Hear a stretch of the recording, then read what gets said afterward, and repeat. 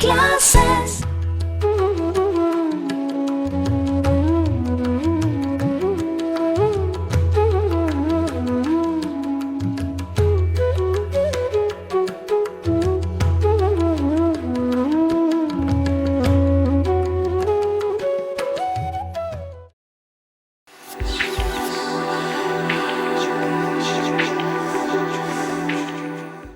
आज हम गुरुत्वाकर्षण पर पुनः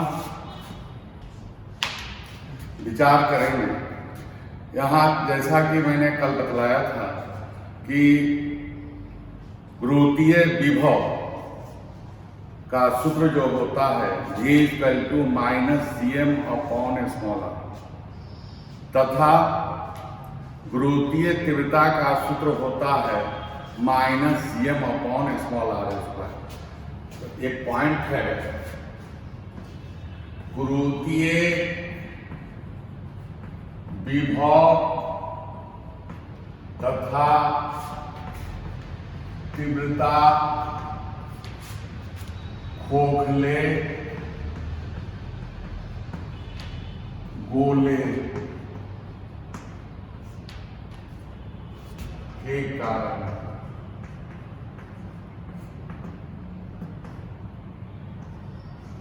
अब यहां पर तीन बिंदु हो सकता है। जब बिंदु खोखले गोले के बाहर है, जब बिंदु खोखले गोले के सतह पर है, जब बिंदु खोखले गोले के अंदर है। तो जब बिंदु खोखले गोले के बाहर है,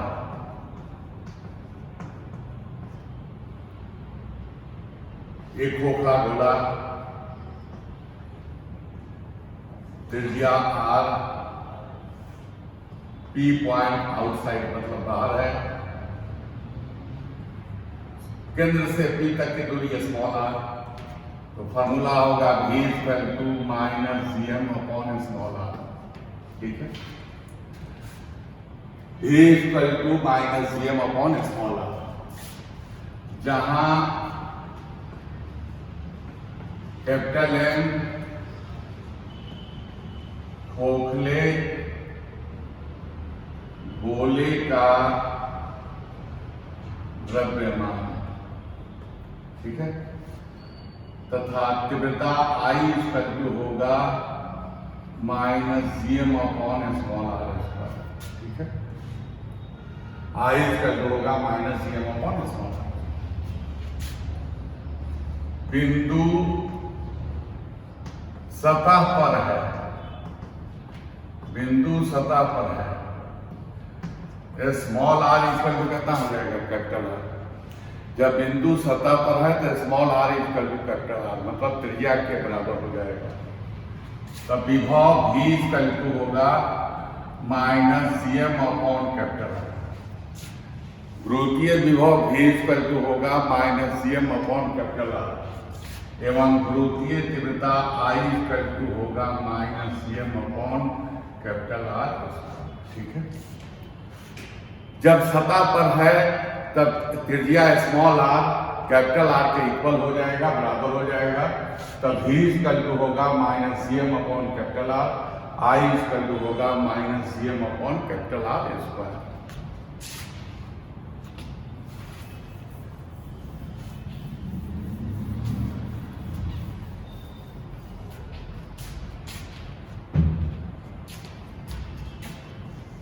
जब बिंदु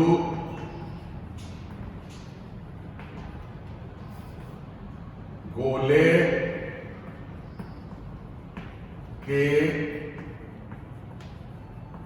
अंदर है, मान लीजिए एक खोखला गोला है या इसकी त्रिज्या क्या है, कैपिटल R। P बिंदु जो है खोखले गोले के अंदर है, तब v होगा -cm/R।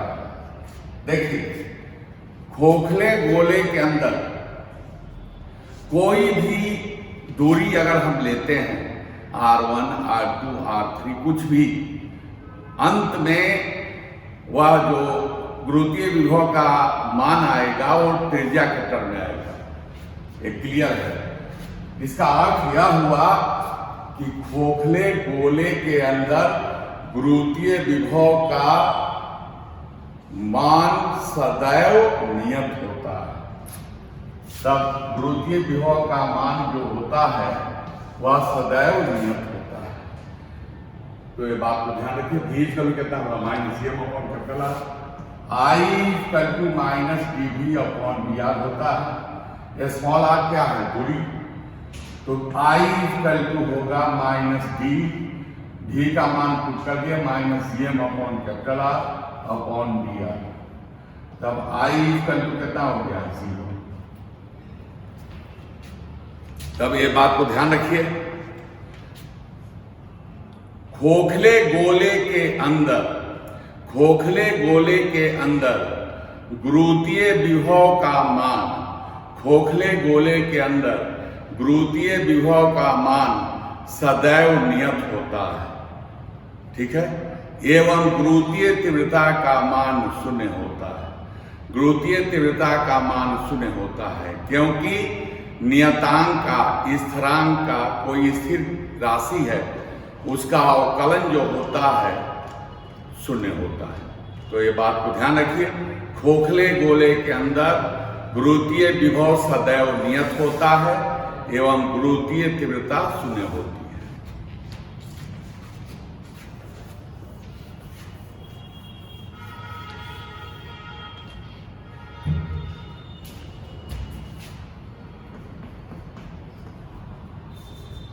ठोस गोले के कारण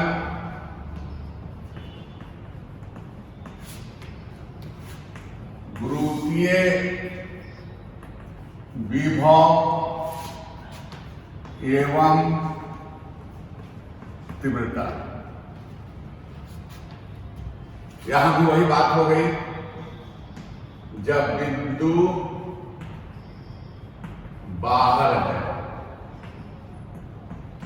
जब बिंदु बाहर है,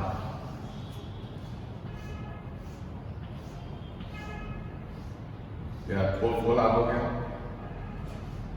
इसकी त्रिज्या r है, बिंदु बाहर है, केंद्र से उस बिंदु का डिस्टेंस स्मॉल r। यहां भी गुरुत्वीय विभव भी इक्वल टू होगा minus M upon small r। ठीक है। गुरुत्वीय विभव भी इक्वल टू होगा minus M upon small r, जहां m बराबर ठोस गोले का द्रव्यमान। ठीक है। तीव्रता I बराबर minus M upon small r। तीव्रता I बराबर minus M upon small r। ठीक है। जब बिंदु सतह पर है, फिर वही बात है, स्मॉल r कैपिटल R के बराबर हो जाएगा, स्मॉल r कैपिटल R के। भी बराबर होगा minus M upon capital R, भी बराबर होगा minus M upon capital R, तथा I बराबर होगा minus M upon capital R square, तथा I बराबर होगा minus M upon capital R square. ठीक है। जब बिंदु अंदर है, जब बिंदु अंदर है, देखिए एक ठोस गोला है, त्रिज्या क्या होगी? कैपिटल R, बिंदु अंदर है, O से P तक का डिस्टेंस O से P तक की दूरी जो है स्मॉल r, तो फॉर्मूला होगा V का मान जो होगा minus M upon 2r cube 3r 3r² minus small r²।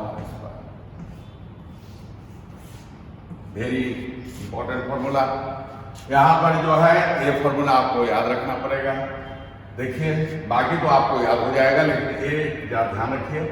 v होगा -cm/2r³ ब्रैकेट में 3r² माइनस स्मॉल r²। ठीक है, m जो वही बात है, m यहां पर ठोस गोले का द्रव्यमान हुआ, कैपिटल R जो है ठोस गोले की त्रिज्या है, और स्मॉल r जो है केंद्र से P बिंदु की दूरी है।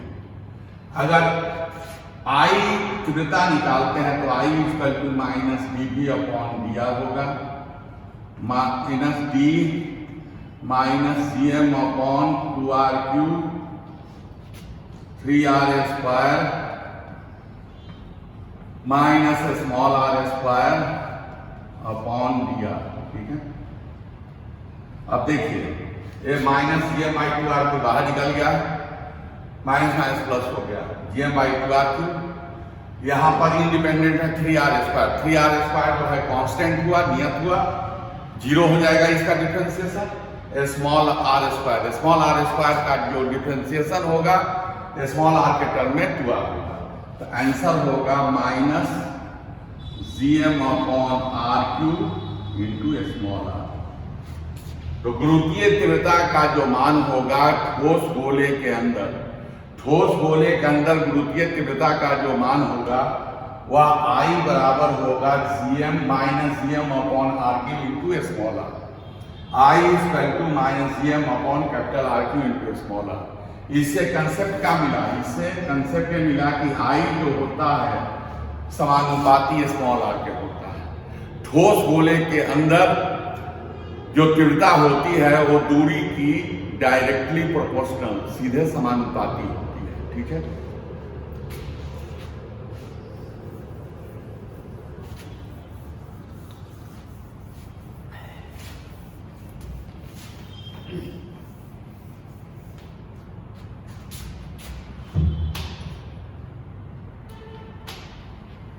एक प्रश्न है,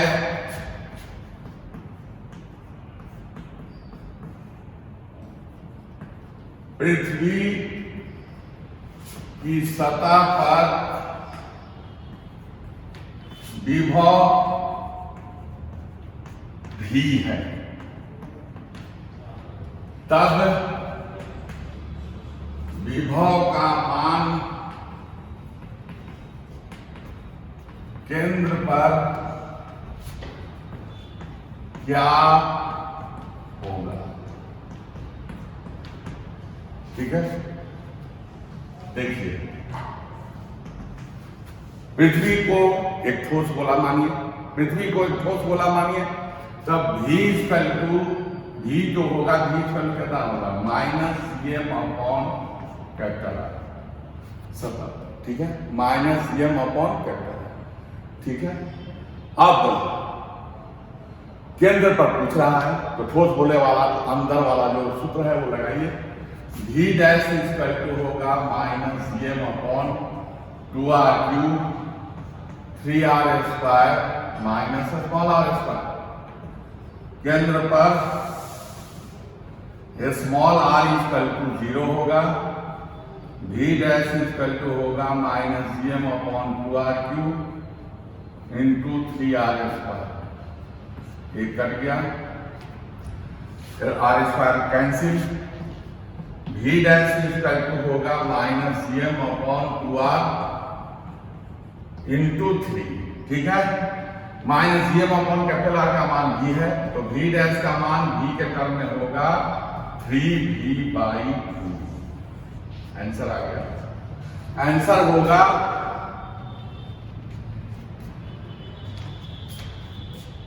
पृथ्वी के केंद्र पर गुरुत्वीय विभव का जो मान होगा वह होगा 3v/2। ठीक है, एक दूसरा प्रश्न,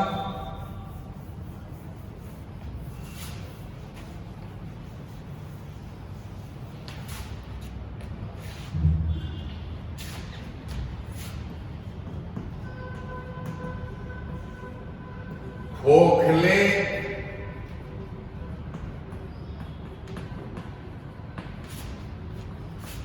गोले का द्रव्यमान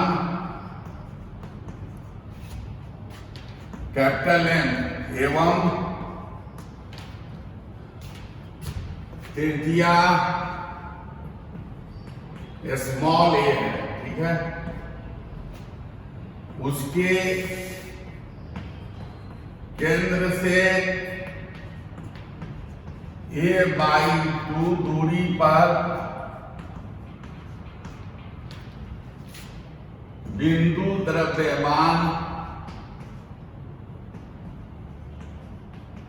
कैपिटल M रखा गया है, उसका भी मान कैपिटल M है, कैपिटल M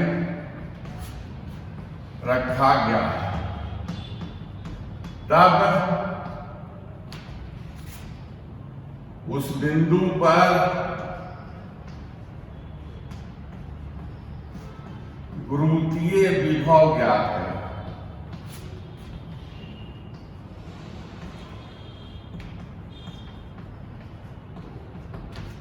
ठीक है, अब देखिए, एक खोखला गोला हो गया, इसकी त्रिज्या क्या है, ए, द्रव्यमान कैपिटल M है, और P पॉइंट पर कैपिटल M रखा गया a/2 पर। तब P बिंदु पर गुरुत्वीय विभव निकालना है। P बिंदु पर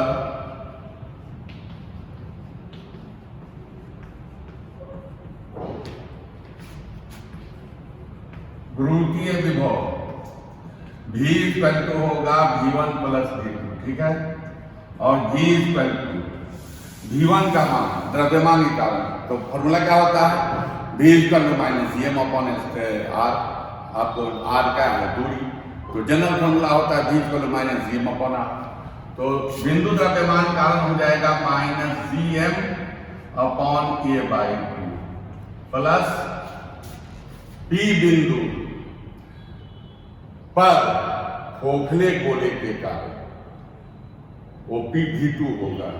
तो P बिंदु पर खोखले गोले का दूरी कितनी है, a/2, लेकिन जैसा कि हमने बताया अंदर विभव जो होता है हमेशा नियत होता है, अंदर विभव का मान सदैव नियत होता है, तो a/2 लिया जाए, a/3 लिया जाए, a/4 लिया जाए, आंसर a के टर्म में आएगा। तब इसका मान हो जाएगा minus Gm upon small a, तब V होगा -3 Gm अपॉन स्मॉल, आंसर होगा V -3 Gm upon small. P बिंदु पर जो गुरुत्वीय विभव का मान होगा वह V होगा -3 Gm अपॉन स्मॉल, ठीक है।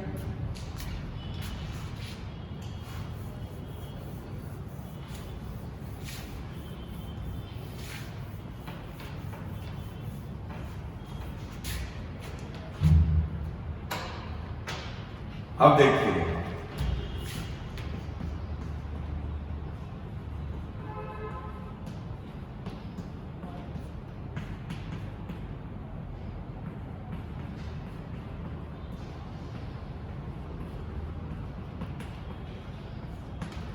प्लान वेग, एस्केप वेलोसिटी जिसको इंग्लिश में कहते हैं एस्केप वेलोसिटी, प्लान वेग। प्लान वेग क्या है, वह न्यूनतम वेग जिसके द्वारा पृथ्वी की सतह से किसी वस्तु को ऊपर की तरफ फेंकी जाती है, कोई वस्तु ऊपर की तरफ फेंकी जाती है, तब वह लौट के नहीं आए, वह लौट के नहीं आए, उसके लिए न्यूनतम वेग को हम प्लान वेग कहते हैं। यह संभव कब है, यह संभव तब है जब वस्तु जो है पृथ्वी के गुरुत्वीय क्षेत्र के बाहर चला जाए। यह संभव तब है जब वस्तु पृथ्वी के गुरुत्वीय क्षेत्र के बाहर चला जाए। तो प्लान वेग का दिमाग बैठ गया आपको। यहां पर प्लान वेग वह न्यूनतम वेग है जिसके द्वारा किसी वस्तु को फेंका जाता है तब वह लौट के ना आए, समझ गए, क्योंकि उससे अधिक वेग से फेंकने पर आने का तो सवाल ही नहीं है। प्लान वेग के लिए कंडीशन ये है, बात को ध्यान रखिए, U मतलब गुरुत्वीय विभव, गुरुत्वीय स्थिति ऊर्जा का मॉड, गुरुत्वीय स्थिति ऊर्जा का मॉड बराबर गतिज ऊर्जा का होगा। गुरुत्वीय स्थिति ऊर्जा का मॉड जो होगा मतलब परिमाण वह होगा गतिज ऊर्जा के। तो कितना हो गया G capital M small m upon r, minus नहीं लेंगे यहाँ पर 1/2 mv² ठीक है। यहाँ E को हम प्लाइन वेग मान लिए, इसके वेलोसिटी नोटेशन दे दिए v m कैंसिल, VE होगा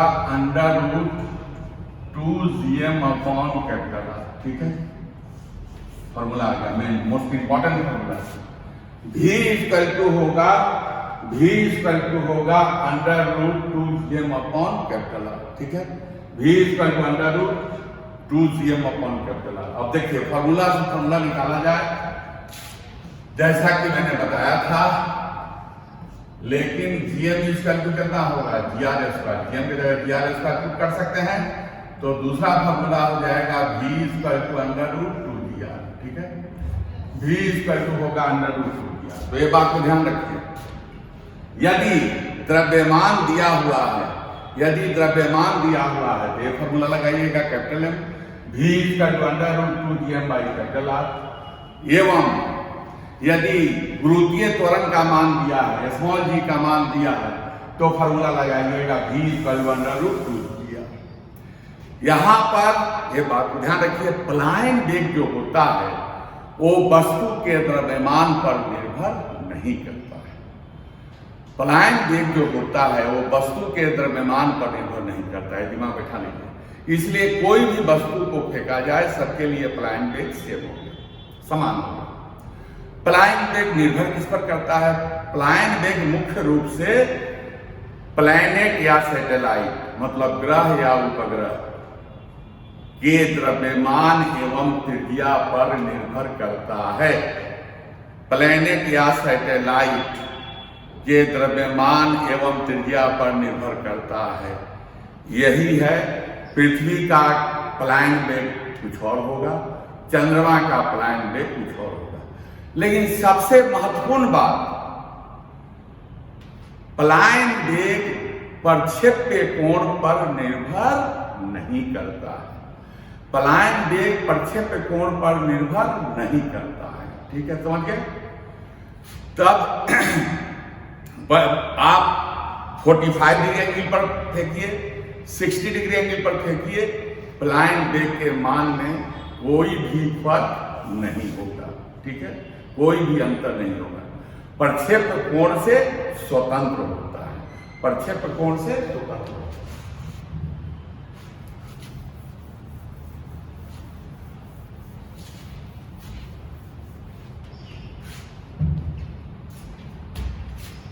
एक प्रश्न है, एक ग्रह का द्रव्यमान 10⁵ किलोग्राम तथा त्रिज्या 6.67 × 10⁹ मीटर है, तब पलायन वेग का मान ज्ञात करें।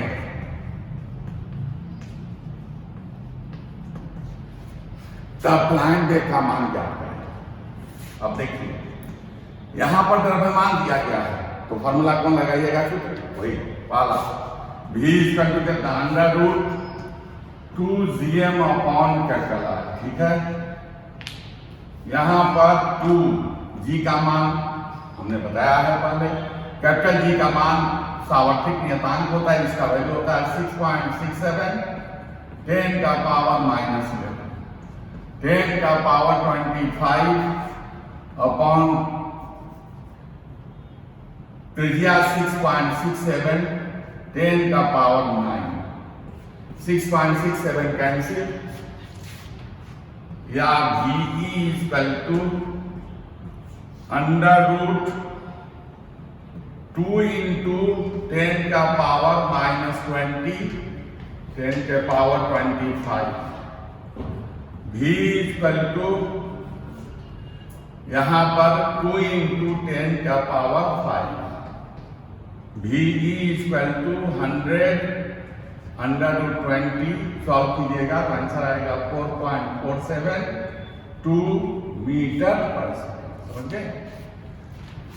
आंसर होगा, इसका उत्तर होगा 4.472 मीटर पर सेकेंड। ठीक है, समझ गए?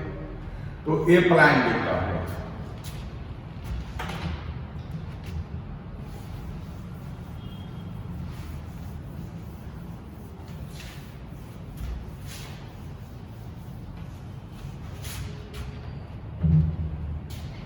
एक दूसरा प्रश्न है, पृथ्वी का